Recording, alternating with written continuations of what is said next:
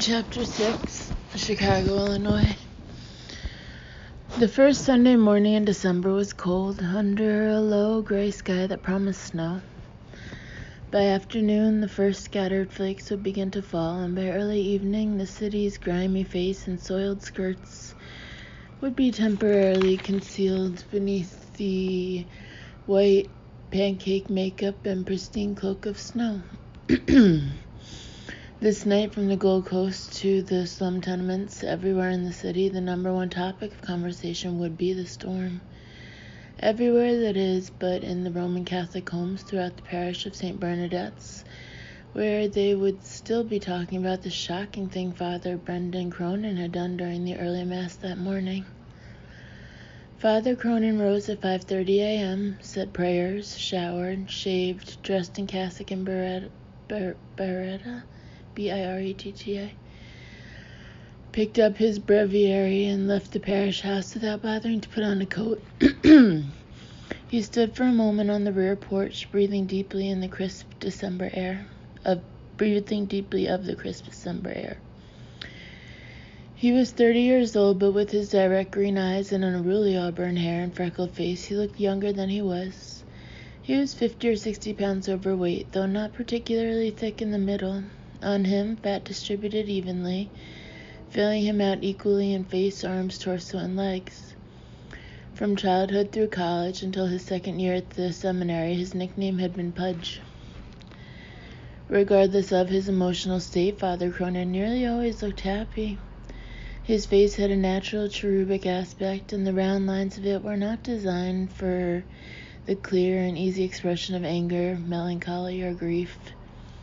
This morning he looked mildly pleased with himself and with the world, though he was deeply troubled.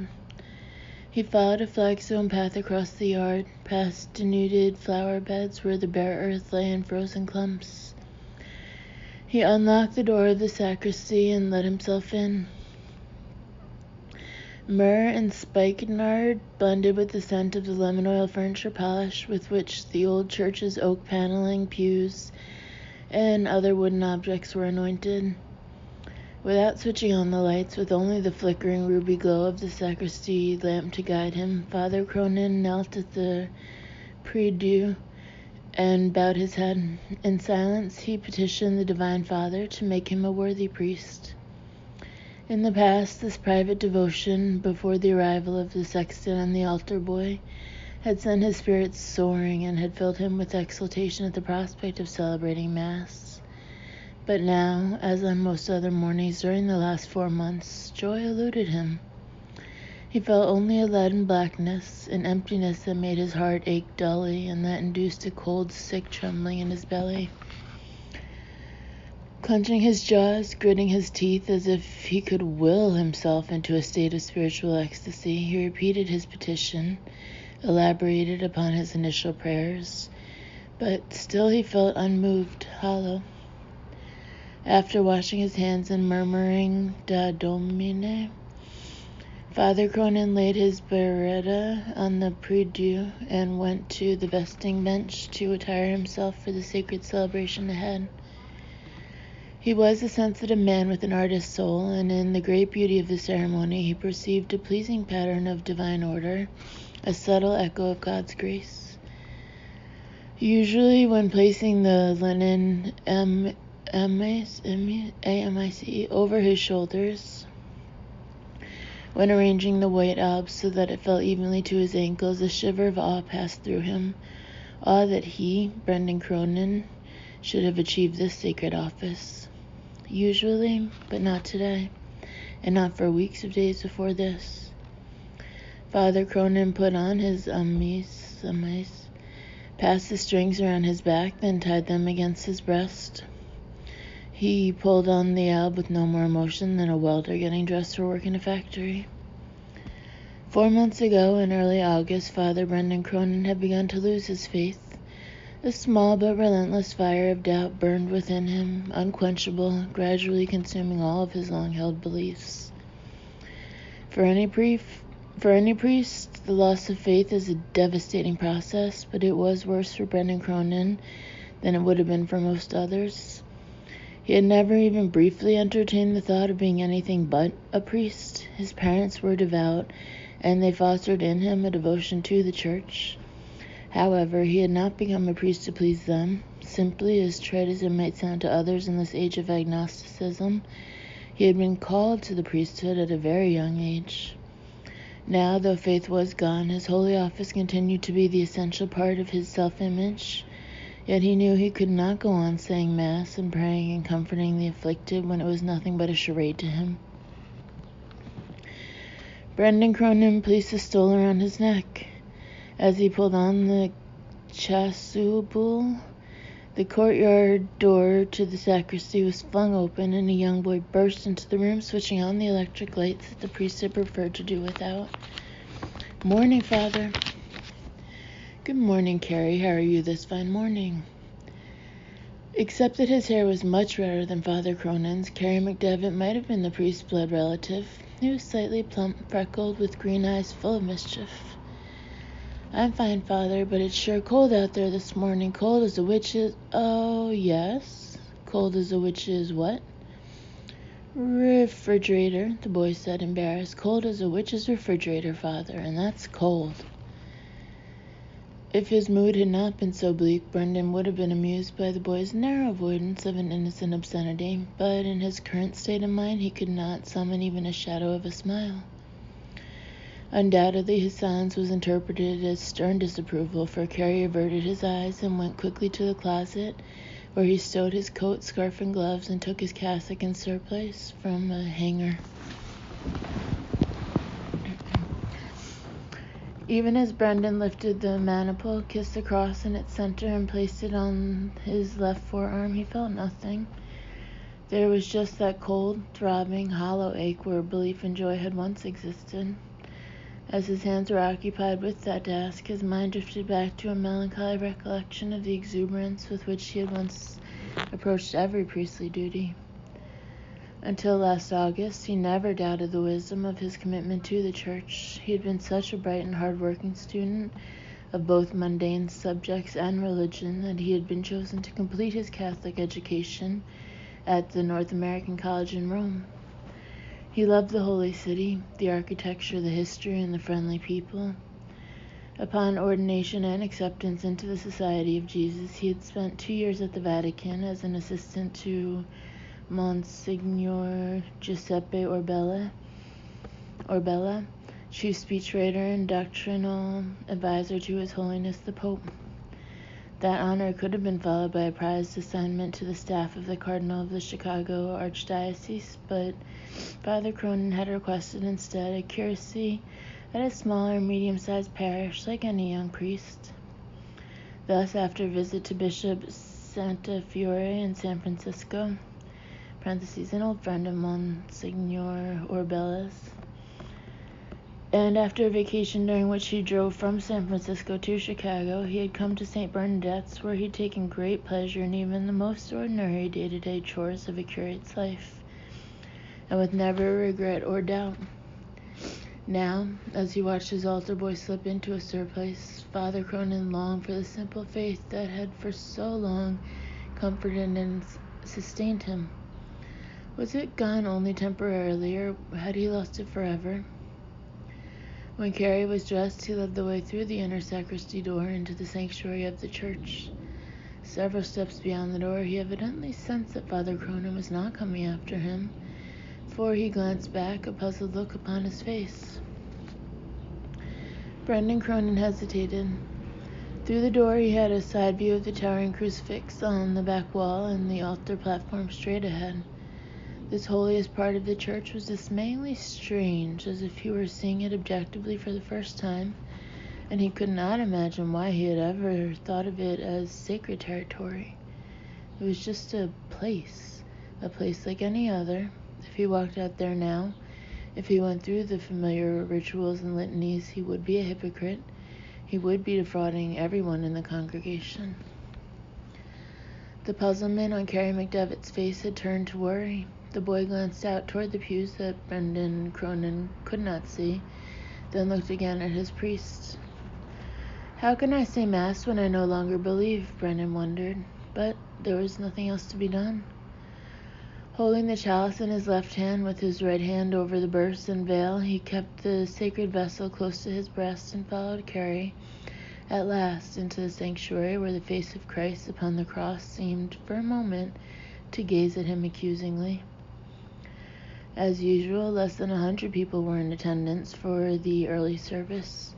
Their faces were unusually pale and radiant, as if God had not allowed real worshippers to attend this morning, but had sent a deputation of judgmental angels to witness the sacrilege of a doubting priest who dared to offer Mass in spite of his fallen condition.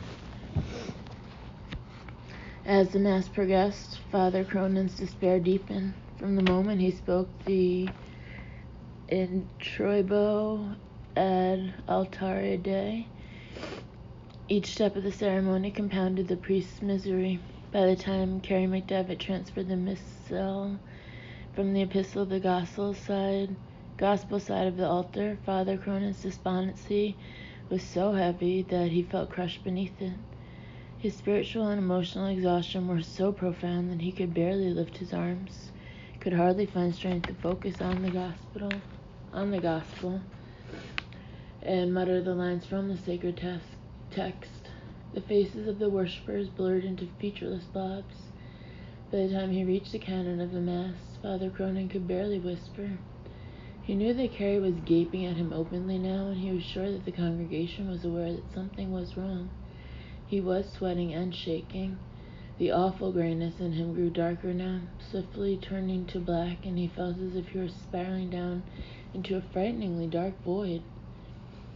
Then, as he held the host in his hands and elevated it, speaking the 5 words that signify the mystery of transubstantiation, he was suddenly angry with himself for being unable to believe, angry with the Church for failing to provide him with better armor against doubt, angry that his entire life seemed misdirected, wasted, expended in pursuit of idiotic myths.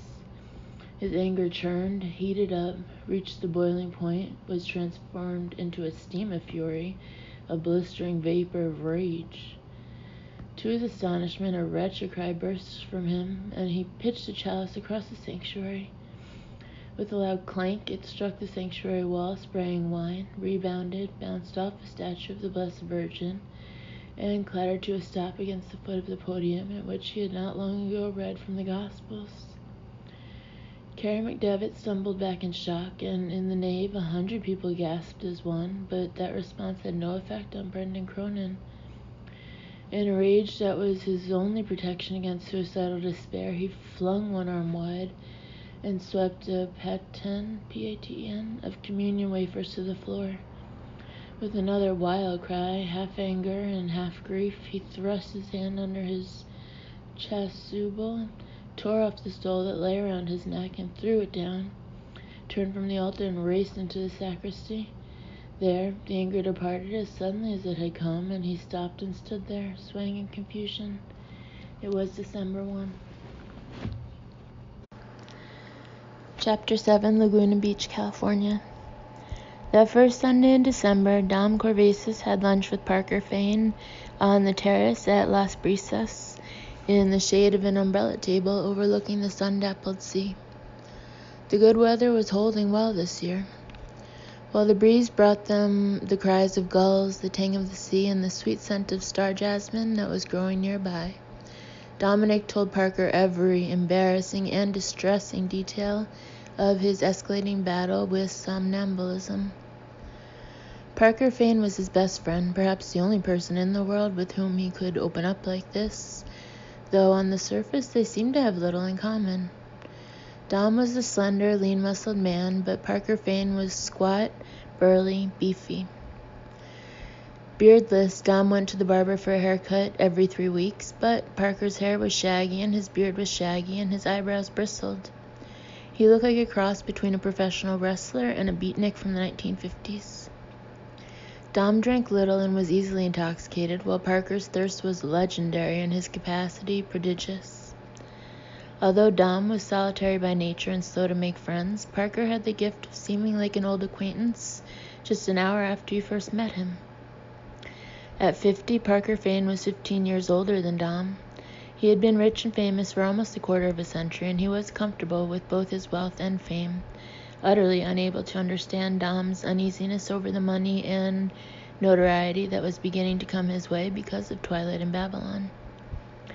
Dom had come to lunch at Las Brisas in bally loafers, dark brown slacks, and a lighter brown checkered shirt with a button-down collar, but Parker had arrived in blue tennis shoes, heavily crinkled white cotton pants, and a white and blue flowered shirt worn over his belt, which made it seem as if they had dressed for entirely different engagements, had met outside the restaurant surely by chance, and had decided to have lunch together on a whim. In spite of all the ways they differed from each other, they had become fast friends, because in several important ways they were alike. Both were artists, not by choice or inclination, but by compulsion. Dom painted with words, Parker painted with paint. And they approached their different arts with identical high standards, commitment, craftsmanship. Furthermore, though Parker made friends more easily than Dom did, each placed enormous value on friendship and nurtured it. They had met 6 years ago when Parker had moved to Oregon for 18 months in search of new subject matter for a series of landscapes done in his unique style, which successfully married superrealism with a surreal imagination. While there, he had signed to give 1 lecture a month at the University of Portland, where Dom held a position in the Department of English. Now, while Parker hunched over the table munching on nachos that were dripping with cheese and guacamole and sour cream, Dom sipped slowly at a bottle of Negro Modelo and recounted his unconscious nocturnal adventures. He spoke softly, though discretion was probably unnecessary. The other diners on the terrace were noisily involved in their own conversations. He did not touch the nachos. This morning, for the 4th time, he had awakened behind the furnace in the garage in a state of undiluted terror, and his continued inability to get control of himself had left him dispirited and without an appetite. By the time he finished his tale, he had drunk only half the beer, for even that rich, dark Mexican brew tasted flat and stale today. Parker, on the other hand, had poured down 3 double-shot margaritas and already ordered a 4th. However, the painter's attention was not dulled by the alcohol he consumed. "Jesus, buddy, why didn't you tell me about this sooner, weeks ago?" "I felt sort of foolish." "Nonsense, bullshit," the painter insisted, gesturing expansively with one huge hand, but keeping his voice low. The Mexican waiter, diminutive Wayne Newton look-alike, arrived with Parker's margarita and inquired if they wished to order lunch. No, Sunday lunch is an excuse to have too many margaritas, and I'm a long way from having too many. What a sad waste to order lunch after only 4 margaritas. That'd leave most of the afternoon unfilled, and we'd find ourselves on the street with nothing to occupy us, and then, without doubt, we'd get into trouble, attract the attention of the police. Who knows what might happen? No. To avoid jail and protect our reputations, we must not order lunch sooner than 3 o'clock. In fact, bring me another margarita, and another order of those magnificent nachos, please. More salsa, hotter if you've got it. A dish of chopped onions too, please, and another beer for my dismayingly restrained friend. No, Dom said, I'm only half finished with this one.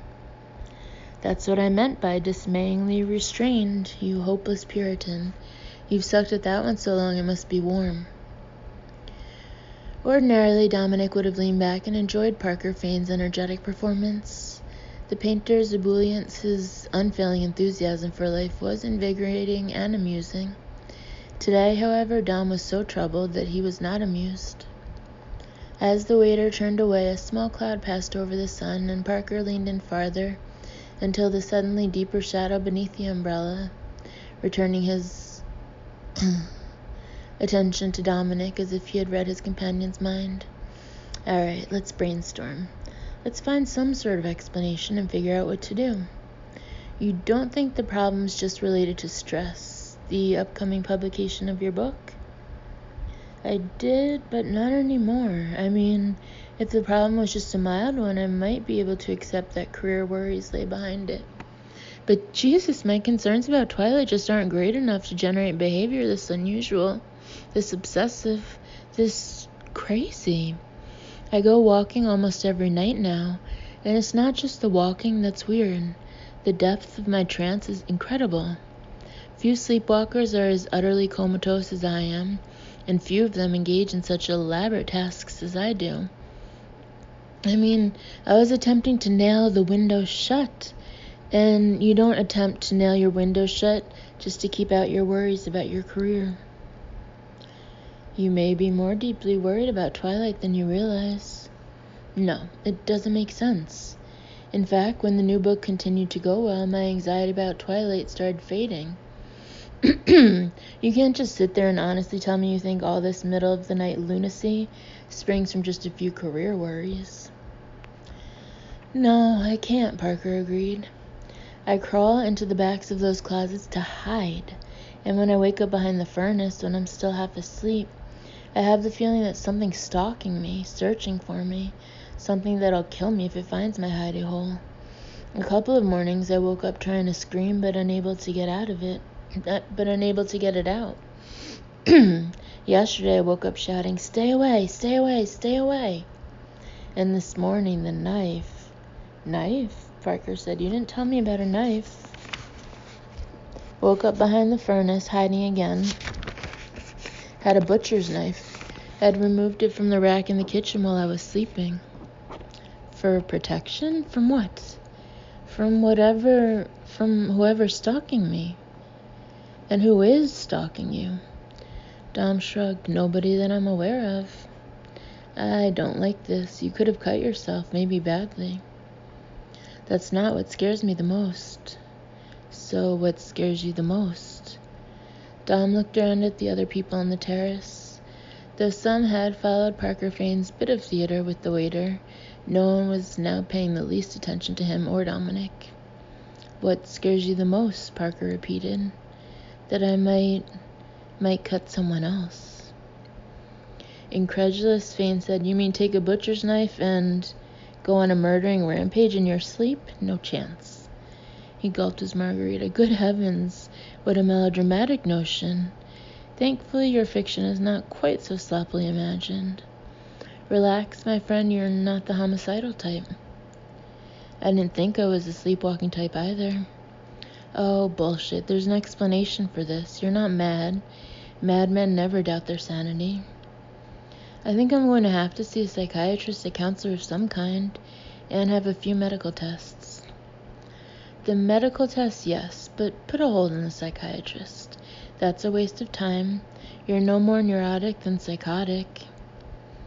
The waiter returned with more nachos, salsa, a dish of chopped onions, a beer, and a fifth margarita. Parker surrendered his empty glass, took the full one. He scooped up some of the corn chips with generous globs of guacamole and sour cream, spooned some onions on top, and ate with an appreciation only one step removed from manic glee. I wonder if this problem of yours is somehow related to the changes you underwent 2 summers ago. Puzzled, Dom said, What changes? You know what I'm talking about. When I first met you in Portland 6 years ago, you were a pale, retiring, unadventurous slug. Slug? It's true and you know it. You were bright, talented, but a slug nonetheless. You know why you were a slug? I'll tell you why. You had all those brains and all that talent, but you were afraid to use them. You were afraid of competition, failure, success, life. You just wanted to plod along unnoticed. You dressed drably, spoke almost inaudibly, dreaded calling attention to yourself. You took refuge in the academic world because there was less competition there. Man, you were a timid rabbit burrowing in the earth and curling up in its den. Oh yeah? If I was all that disgusting, why on earth did you ever go out of your way to strike up a friendship with me? Because, you thick-headed booby, I saw through your masquerade. I saw beyond the timidity, saw through the practiced dullness and the mask of insipidness. I sensed something special in you, saw glimpses and glimmers of it. That's what I do, you know. I see what other people can't. That's what any good artist does. He sees what most cannot. And you called me insipid. It's true. about what an artist does and about you being a rabbit. Remember how long you knew me before you found enough confidence to admit being a writer? 3 months. Well, in those days I wasn't really a writer. You had drawers full of stories, more than 100 short stories, not one of which had ever been submitted to any publication anywhere.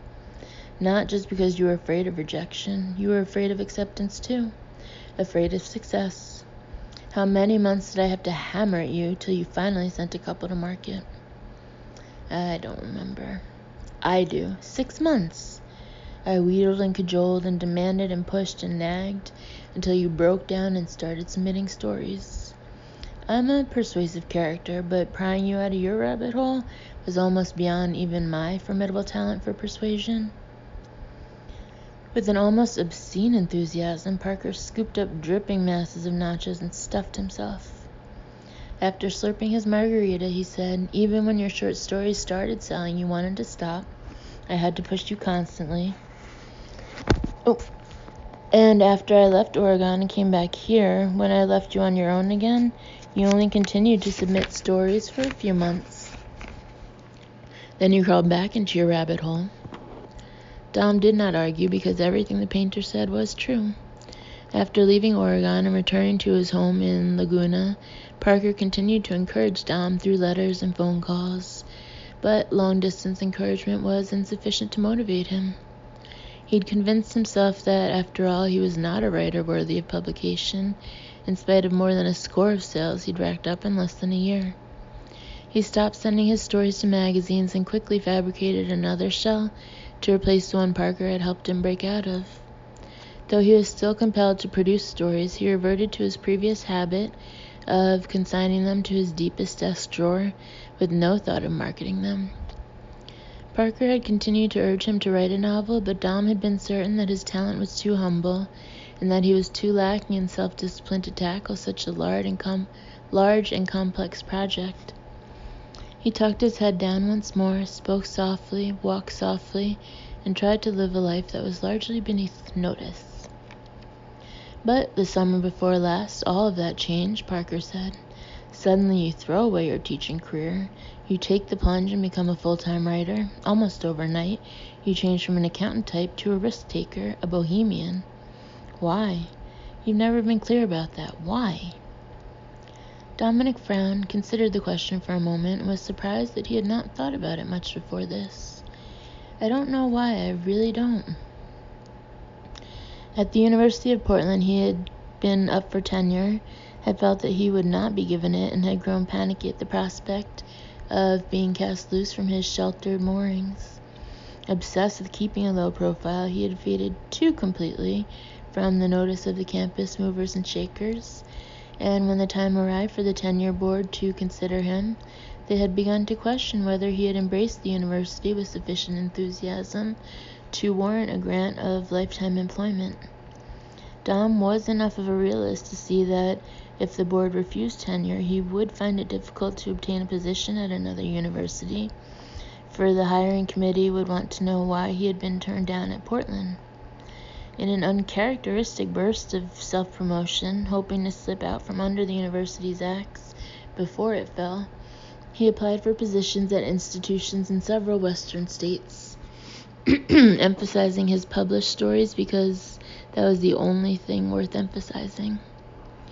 Mountain View College in Utah, with a student body of only 4,000, had been so impressed by the list of magazines in which he had published that they flew him from Portland for an interview. Dom made a considerable effort to be more outgoing than he ever had been before. He was offered a contract to teach English and creative writing with guaranteed tenure. He had accepted, if not with enormous delight, then at least with enormous relief. Now, on the terrace of Las Brisas, as the California sun slid out from behind a band of white jeweled clouds, he took a sip of his beer, sighed, and said, "I left Portland late in June that year. I had a U-Haul trailer hooked to the car, just a small one, filled mostly with books and clothes. I was in a good mood, didn't feel as if I'd failed at Portland, not at all. I just felt, that I was getting a fresh start. I was really looking forward to life at Mountain View. In fact, I don't remember ever being happier than the day I hit the road. Parker Fane nodded knowingly. Of course you were happy. You had tenure in a hick school, where not much would be expected of you, where your introversion would be excused as an artist's temperament. A perfect rabbit hole, huh? Exactly. So why didn't you wind up teaching in Mountain View? I told you before. At the last minute, when I got there the second week in July, I just couldn't bear the idea of going on with the kind of life I'd had before. I was tired of being a mouse, a rabbit. Just like that, you were repelled by the low-key life. Why? It wasn't very fulfilling. But why were you tired of it all of a sudden? I don't know. You must have some idea. Haven't you thought about it a lot? Surprisingly, I haven't, Dom said. He stared out to sea for a long moment, watching a dozen sailboats and a large yacht as they moved majestically along the coast. I just now realized how amazingly little I've thought about it. Strange. I'm usually too self-analytical for my own good, but in this case I've never probed very deeply. Aha, Parker exclaimed. I knew I was on the right trail. The changes you went through then are somehow related to the problems you're having now. So go on. So you told the people at Mountain View that you didn't want their job anymore? They weren't happy. And you took a tiny apartment in town. 1 room plus kitchen and bath. Not much of a place. Nice view of the mountains, though. Decided to live on your savings while you wrote a novel? There wasn't a lot in the bank, but I'd always been frugal. Impulsive behavior, risky, and not a damn bit like you, Parker said. So why did you do it? What changed you? I guess it was building for a long time. By the time I got to Mountain View, my dissatisfaction was so great that I had to change. Parker leaned back in his chair. No good, my friend. There must be more to it than that. Listen, by your own admission, you were as happy as a pig in shit when you left Portland with your U-Haul. You had a job with a livable salary, guaranteed tenure, in a place where no one was ever going to demand too much of you. All you had to do was settle down in Mountain View and disappear. But by the time you got there, you couldn't wait to throw it all over, move into a garret, and risk eventual starvation, all for your art. What the hell happened to you during that long drive to Utah? Something must have given you a real jolt, something big enough to knock you out of your complacency. Nope, it was an uneventful trip. Not inside your head, it wasn't. Dominic shrugged. As far as I remember, I just relaxed, enjoyed the drive, took my time, looked at the scenery. Amigo! Parker roared, startling their waiter, who was passing by. Uno margarita, and another cerveza for my friend. No, Dom said. You haven't finished that beer, Parker said. I know. But you are going to finish it and drink another, and gradually you're going to loosen up, and we're going to get to the bottom of this sleepwalking. I'm sure it's related to the changes you underwent the summer before last. You know why I'm so sure? I'll tell you why I'm so sure. Nobody undergoes 2 personality crises in 2 years for utterly unrelated reasons. The 2 have to be tied together somehow. Dom grimaced. I wouldn't exactly call this a personality crisis. Oh, wouldn't you? Leaning forward, lowering his shaggy head, putting all the force of his powerful personality behind the question, Parker said, wouldn't you really call it a crisis, my friend? Dom sighed. Well, yeah, I guess maybe I would. A crisis.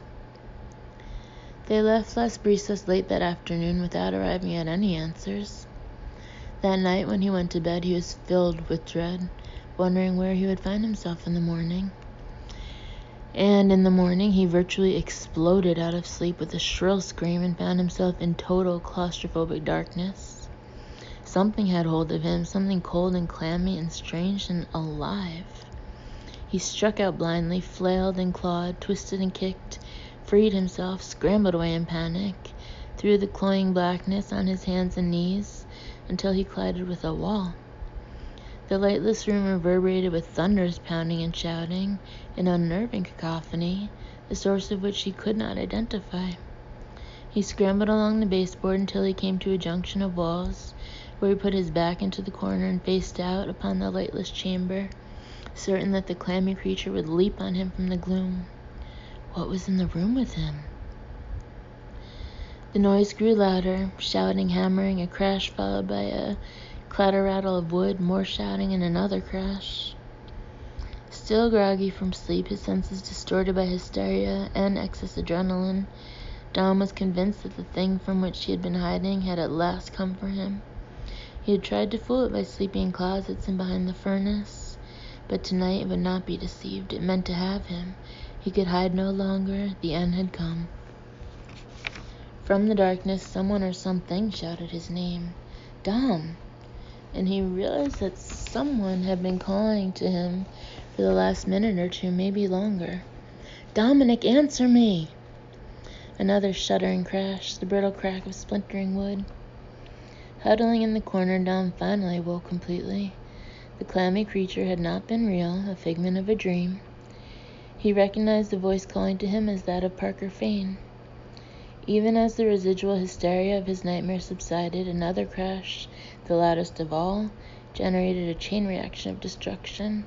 A crackling, sliding, scraping, toppling, crashing, booming, clattering, rattling that culminated with the opening of a door and the intrusion of light into the darkness. Dom squinted against the glare and saw Parker silhouetted like some hulking troll in the bedroom door, the hall light behind him. The door had been locked, and Parker had forced it, had thrown himself against it until the lock disengaged. Dominic, buddy, are you okay? The door had been barricaded as well, which had made entrance even more difficult.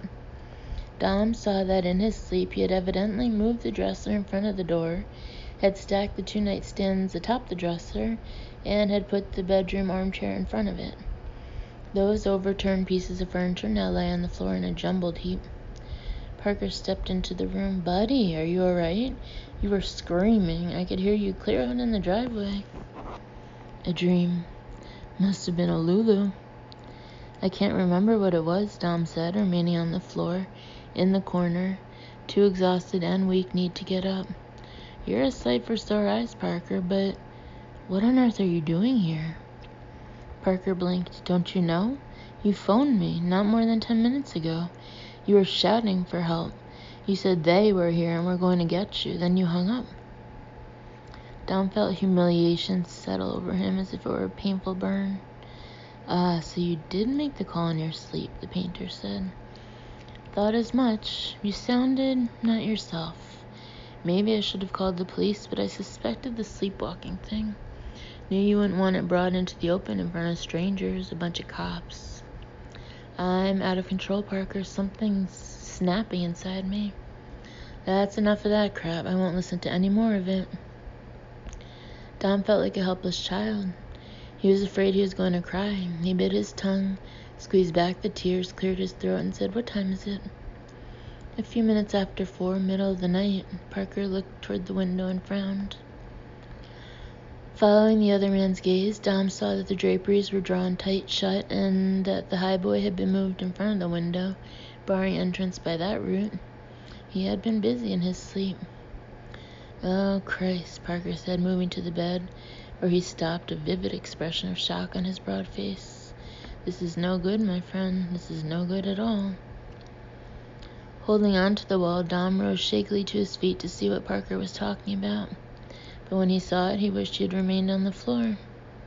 An arsenal was laid out on the bed, the .22 automatic that he usually kept in his nightstand, a butcher's knife, 2 other meat knives, a cleaver, a hammer, the axe he used for splitting firewood, and which, the last he remembered, had been in the garage.